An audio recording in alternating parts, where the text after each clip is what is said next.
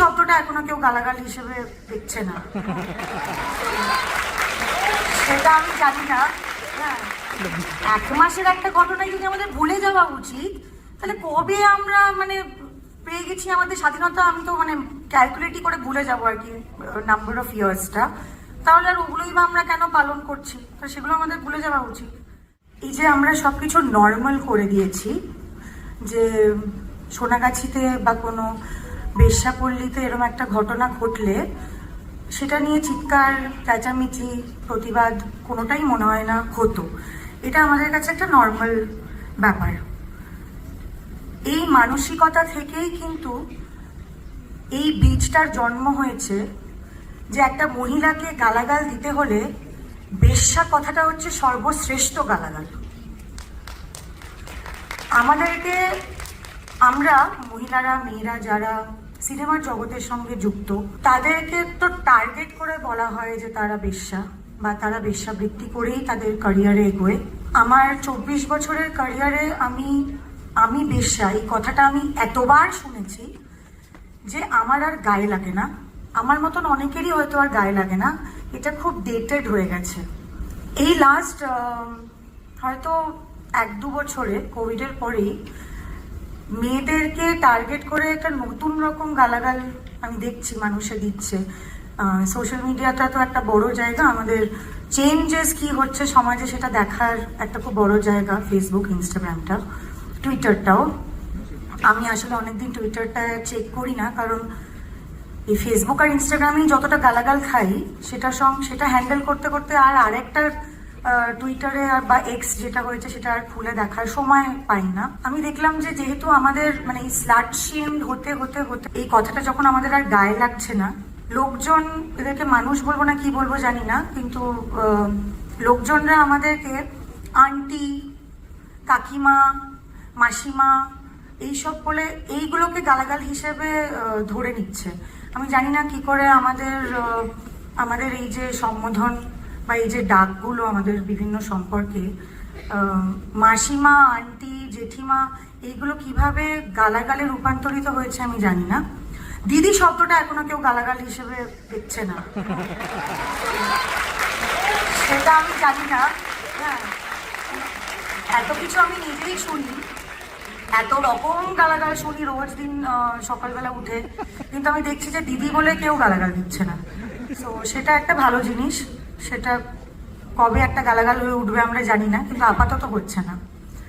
তো এই যে সমস্যাগুলো সমাজের, এইগুলোকে কিন্তু আমাদেরকে মানে এইগুলোকে আমাদের লোকের সামনে নিয়ে এসে এরকম ধরনের কনভেনশন, সেমিনার, বিভিন্ন জায়গায় যেখানে আমরা কথা বলতে যাই, যারা হয়তো আমরা একটু ভালো কথা বলতে পারি বা আমাদের সেই সাহসটা আছে যে আমরা এই কথাগুলো বলবো, সেখানে কিন্তু এই বিষয়গুলোকেও আমাদেরকে আমাদের কথোপকথনের মধ্যে আনতে হবে। যে একটা মেয়ে বা একটা মহিলা, সে একটা শরীর সর্বস্ব মানে প্রপ তো হতে পারে না।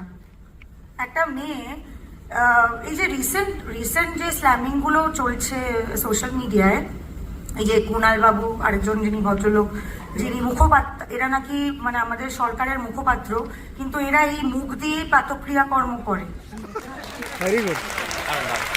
সেই মুখ দিয়ে একজন অভিনেত্রী হোক বা সে ইঞ্জিনিয়ার হোক বা সে টিচার হোক, তার বদন বিগড়েছে এই কথাটা বলা হবে কেন?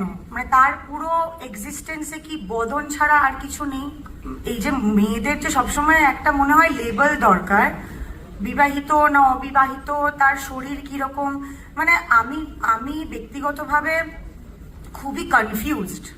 কারণ প্রত্যেক দিনই আমি শুনি, আমি নয় সিপিএম, নয় টিএমসি, আরেকটা যে দল আছে সেটা তো নামই আমি নিতে চাই না, নয় বলে 2-3 দিন আগে আমি শুনলাম আমি Naxal.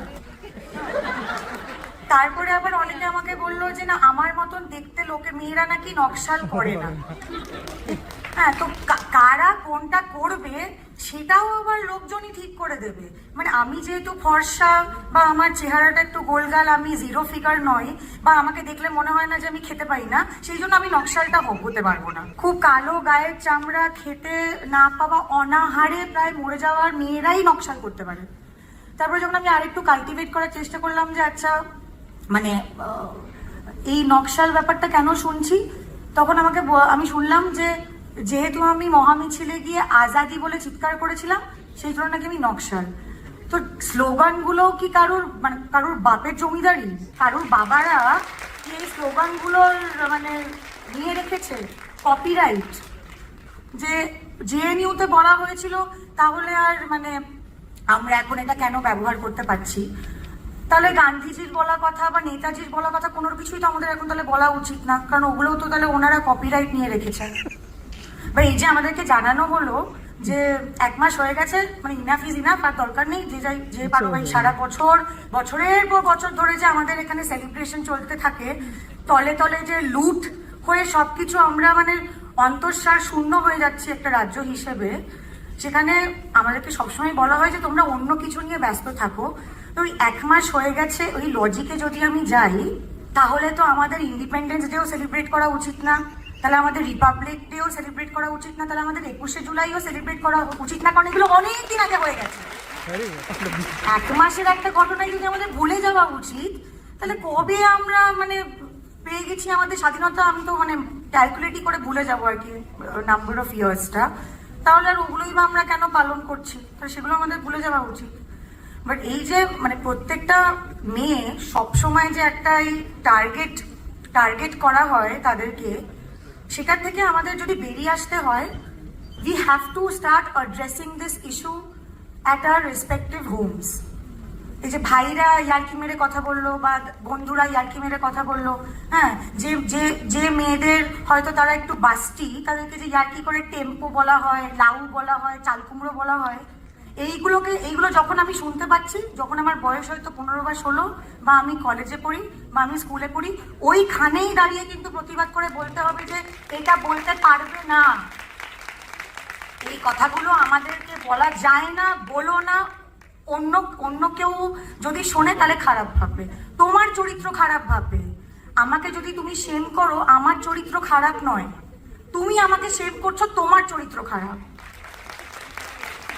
It is not, the victim is never to be shamed. যারা করছে তাদের লজ্জা। So thank you very much. আজকে আমাদের সময় খুবই কম, আমি যে কথাগুলো বলে উঠতে পারলাম না সেটা আমার যে বন্ধুরা এসছে এখানে, সুদীপ্তা আর দেবলীনা, ওরা বলে দেবেন।